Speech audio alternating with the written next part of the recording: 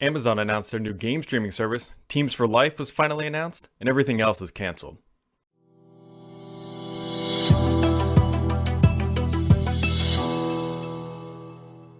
Happy April, everybody. Kind of weird to say that March is now behind us. Brand Sam's here. And if you don't get that quick joke, you can go stalk the Twitter feeds and you'll understand why I just said that. But we are going to dive into the news this week. There was a lot was announced. Amazon has a new gaming service that they announced. Microsoft announced Teams for Life. There's Twitch news, there's Mixer news, there's all sorts of good stuff, and there are a ton of questions this week. So we're going to dive in. On Monday of this week, which feels like an eternity ago, Microsoft announced Teams for consumers. Well, they actually announced a Microsoft 365 consumer and personal bundles that are coming sort of in April. So in April, or I should say later this month, Microsoft is going to rebrand Office 365 Home and Personal, and then later this year, they're going to introduce Teams for consumers, which we've been referring to as Teams for Life, and then also a new family safety feature and functionality and apps and sort of stuff. So what you need to know about right now is, well, not a whole lot, because we don't know a whole lot. First off, we know that Teams for Life or Teams for consumers coming. It's going to have a bunch of features, but we don't know the depth of them. For one, it has a password manager, but we didn't get a good look at it. Microsoft really isn't talking about it. It is going to be a lot like what we see with Teams for the workplace, but it's just going to be for the consumers, and there's going to be some other unique features that are supposed to make it easier to communicate within your family and or close group of friends. The interesting thing is you will have one application. If you already have Teams on your phone, you've already got it. You'll just be switching accounts inside that application to jump from either work or personal stuff. So be on the lookout for that. Obviously, we don't know when it's coming. Microsoft said sometime in the summer for the mobile applications, and then it looks like a full launch sometime in the fall, which is kind of unfortunate given the circumstances of what's going on. It could actually be super helpful right now, but they can't. If they had a crystal ball and said, hey, this would be the perfect time to launch, I'm sure they would have done that. There's also a new editor plugin, which effectively takes the editor feature out of sort of Word and then puts it into your browser. It looks great on paper, but in practice, I can't quite recommend it yet. Compared to Grammarly, which is probably the gold standard, it comes up way short. So if you're using Grammarly and you're thinking editor is going to be a great alternative, you might want to wait a little bit, let this thing mature a bit, and let Microsoft get out some of its initial kinks. You can go download it today and give it a shot, but it's not as good as Grammarly, at least out of the gate. Microsoft did announce Power Toys this week, or a new Power Toys update 0.16. And this comes with a couple features. One, improved multi-monitor support is there for now. Fancy zones, which I hate that name. But there's also a new feature called Window Walker, which what you can do is you can hit Control and Alt, and then you can basically type the name of the window you want to jump to instead of Alt tabbing. But what else you can do is also search. And so this looks like it's going to be more of like a Spotlight search style feature eventually once it's fully complete. But be on the lookout for that. And so you can go grab that update now, and it's out. And it's got also a bulk image sizing refeature, which is actually kind of cool. So what you can do is take like highlight 7 images, right mouse click, and then you can resize them in one little click, and you have a couple options in there. The nice thing is that it's non-destructive, and so yeah, you can just go ahead and just bulk resize images if that's something that you need to do frequently. Microsoft has also canceled all in-person events for the rest of 2020. Not a big surprise here. Ignite is now going to be all digital, which is a bummer because I really enjoy Ignite, but that is no longer happening. So everything's going to be digital here on out. I'm curious how this is going to relate to some Microsoft Surface events. Obviously, Microsoft, I've been talking about it for a while, was supposed to have a spring event to launch the Surface Book 3 and some other stuff. And well, I think that might be pushed back a little bit because of all of the shenanigans that are going on. It's still expected. I just don't know exactly when now, because I don't think anybody foresaw this sort of an impact coming to the environment at the scale that it is right now. So it's still coming. We just don't know exactly when because everything has been slightly delayed. So keep that in mind. The one interesting thing I'm curious about though, while Microsoft has canceled all in-person conferences, they typically have a hardware event in the fall, and there's some good things I think coming down the pipeline for that as well.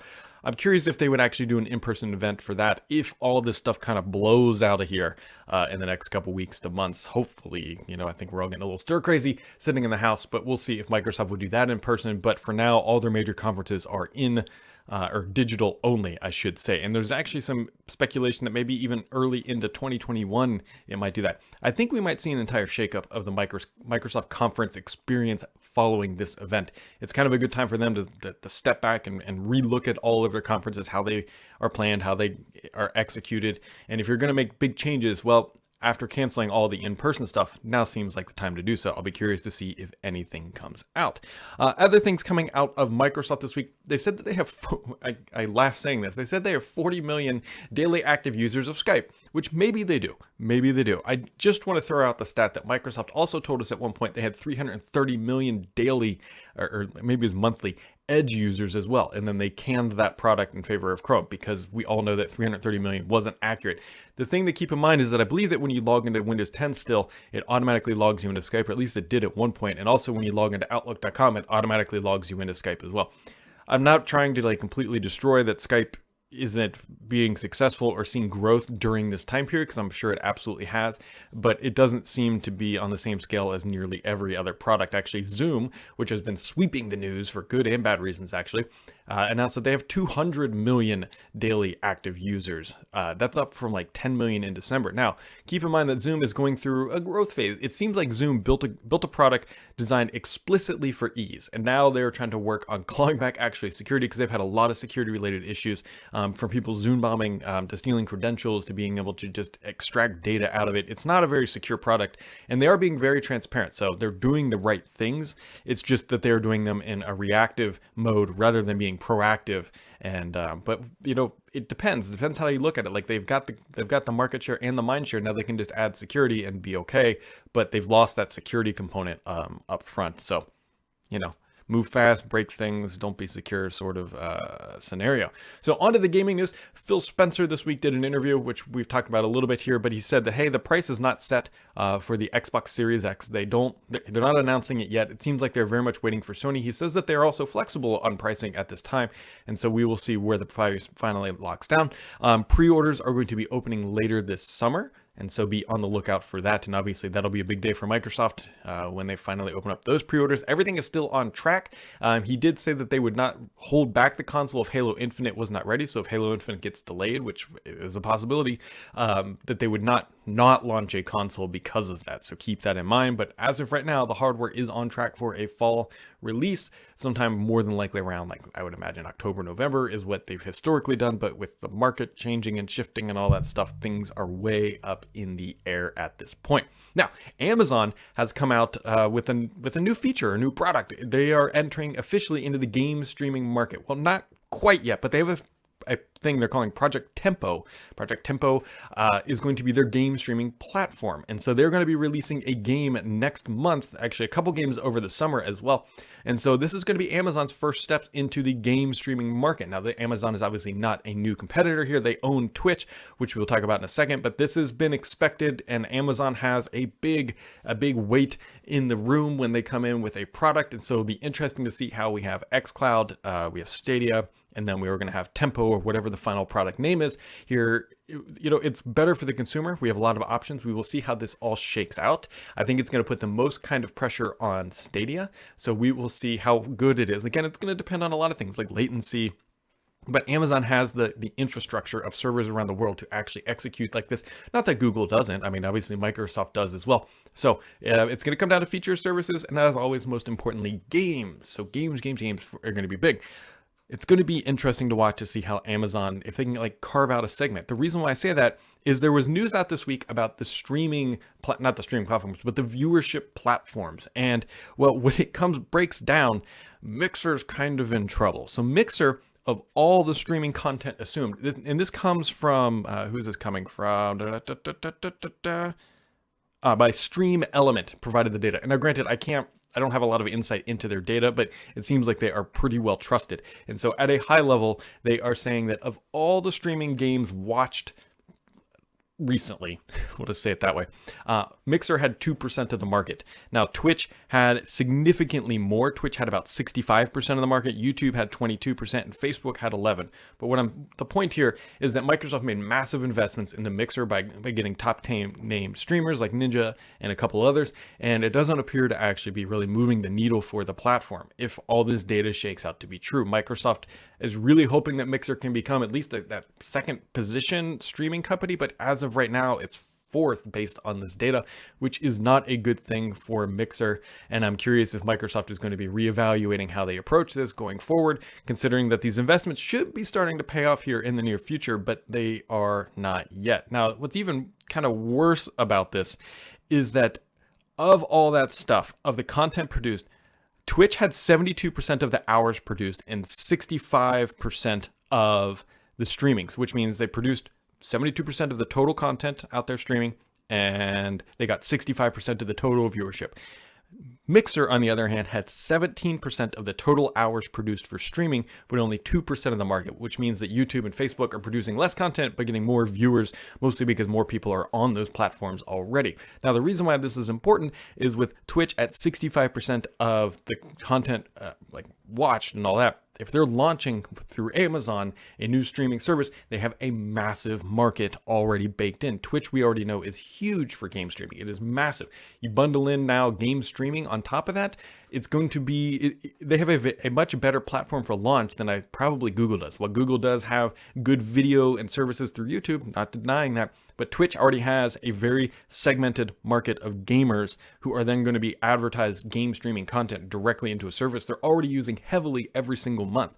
I think Amazon is better positioned to be a strong competitor in this market potentially than Stadia is, considering that Stadia is not doing all that well by all indications. So it's going to be interesting. And Amazon is also talking about interactive games, what seems like more like game show style things, potentially like, interactive games, just basically stream through Twitch. We'll see how that shakes out. But Amazon is in a good position. Twitch is in a good position to capitalize upon this. It's going to present a good challenge for Microsoft and its xCloud, and an even harder challenge for Stadia. We will see how all this shakes out, but it has been an interesting month of gaming announcements. So with that, folks, we are going to dive into the questions because there are a lot this week. And Shane says, hey, Brad, I know you've been working a lot around the house and you got a new TV. I was wondering if you could share or write up reasons why you chose what you did. So I ended up choosing an LG C9 OLED TV. The primary reason why I ended up choosing this is because it was on sale. Not that I had a budget that I was going to spend on a TV. And I had been looking, and I was looking at a higher end Samsung for a while, and then the LG C9, it's a 65 inch, went on sale for like $900 off of what the original MSRP was. It was like $1,500-$1,600 for it. And that is the primary reason I went for it, is because OLED screens are fantastic. If you've never seen black levels on an OLED, do yourself a favor and go look at it because it looks fantastic. It's just OLED TVs are great. Now you do have to worry about burn-in. I'm sure people are going to bring that up, but it looks like from all the data that's out there that as long as you're not watching CNN for 95 hours a day, which isn't even possible, or continuously, you're not going to have to worry about burn-in. Our TV is very much mixed usage. I watched a movie on it last night between that and gaming, and it is a brilliant TV with a brilliant picture, and that is why I ended up going with it. And also because it is HDMI 2.1.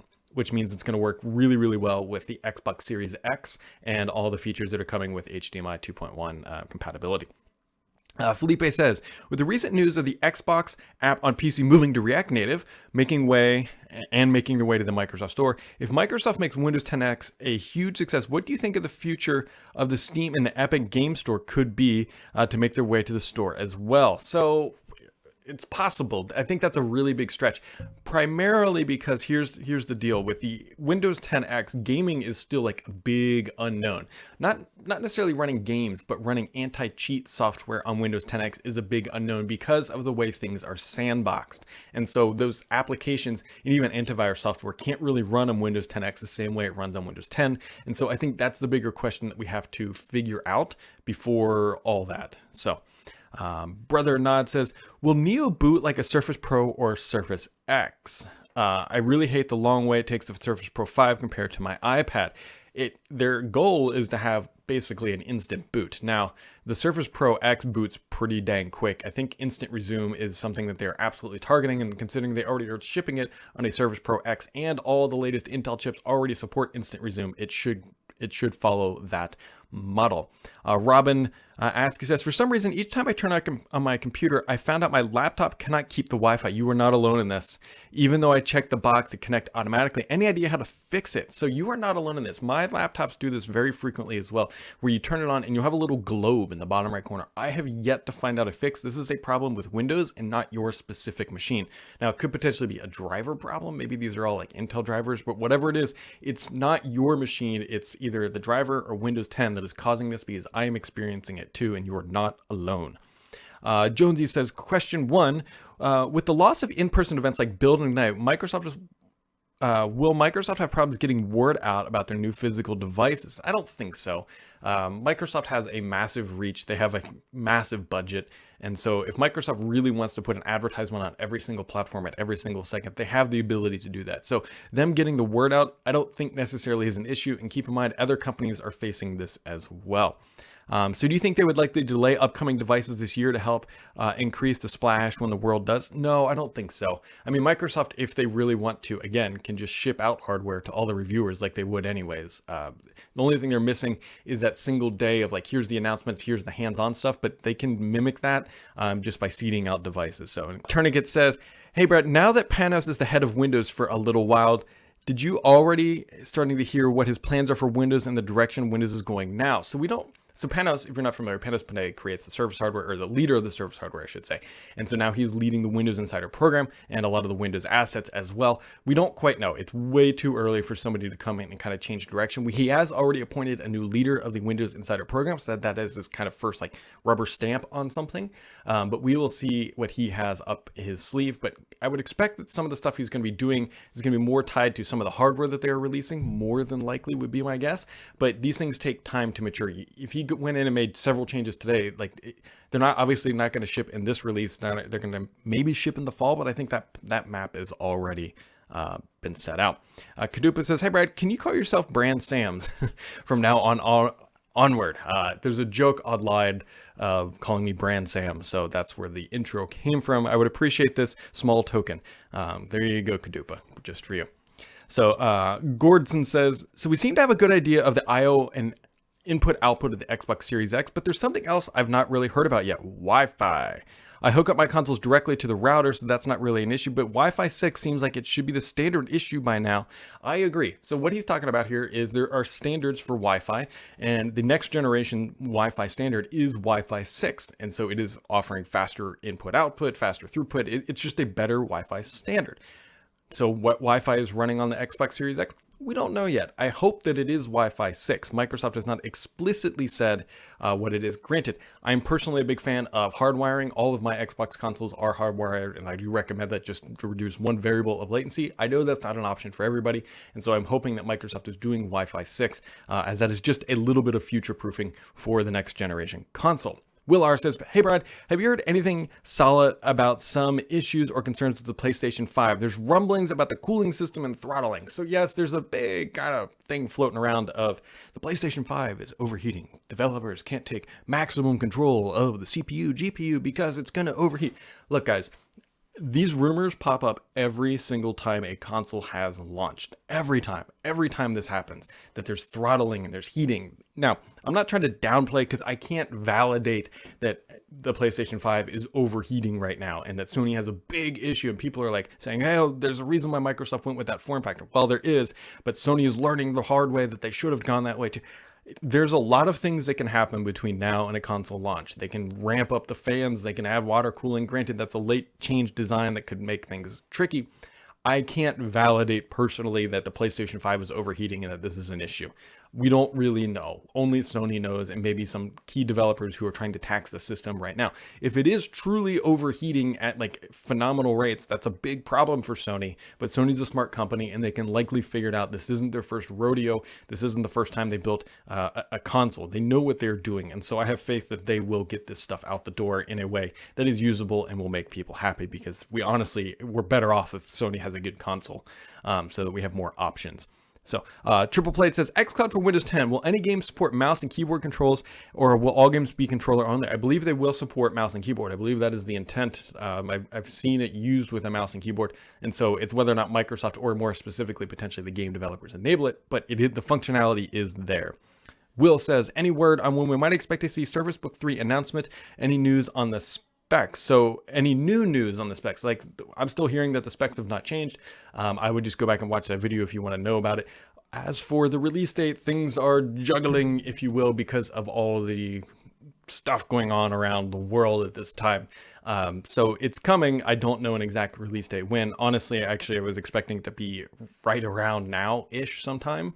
Not quite confident that that is still happening. Microsoft's got some logistical challenges, as you might imagine, trying to get some of that stuff out. Jay Meckles says, probably my favorite gaming accessory of all time is the Xbox Elite Series 2 controller. I am in this camp. It is expensive. It is the Ferrari, the Bugatti of Xbox controllers, but it's a lot. It's really, really good. It makes me want more first-party Xbox accessories. Do you ever see Microsoft making a high-end pair of wireless headphones for Xbox, or perhaps making next-generation Surface headphones have the Xbox wireless standard? I think you're on to something there with the last part of what you said. The first generation Xbox or first generation Surface headphones do not support connecting to the Xbox platform. It's a crazy undersight. I don't understand why this happened. Microsoft, as you pointed out, already does make a high-end pair of headphones. It would make a lot of sense if those things would work with the next generation Xbox. I would buy one as long as the mic works, as long as you can just turn the dials. That would be really nice, Microsoft. If you're listening, Uncle Phil, give us the Xbox headphones that we really want, or at least make the Surface headphones work with your console. That would be pretty cool.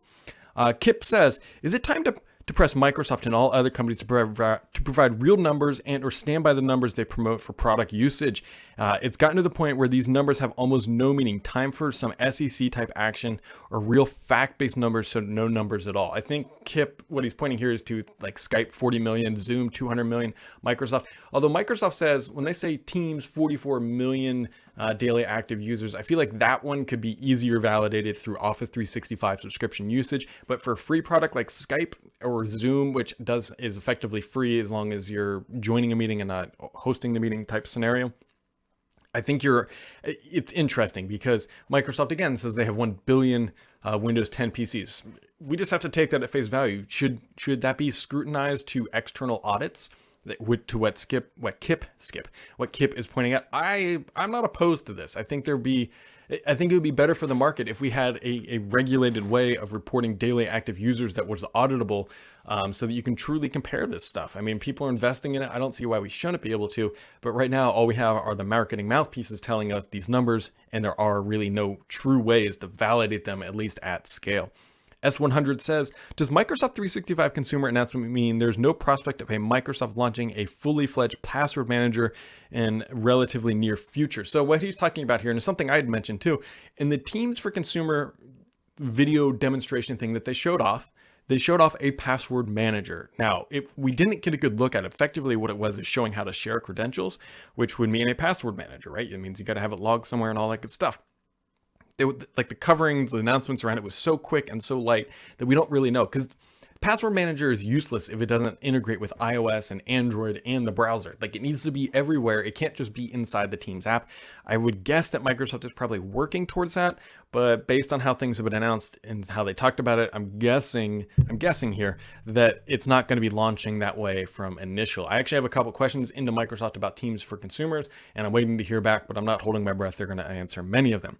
And then wrapping things up for today, Mr. PKI says, wrapping up the end of questions, as always, do you see consumers and home users moving to Teams, or will Zoom be the dominant platform? So it's a really good and interesting thought. The question here is, once we get through this little shenanigans that we're used to, is Zoom going to be the preferred platform, or is it just sort of a flash in the pan because it's convenient right now, and will other services spin up and be able to take it on?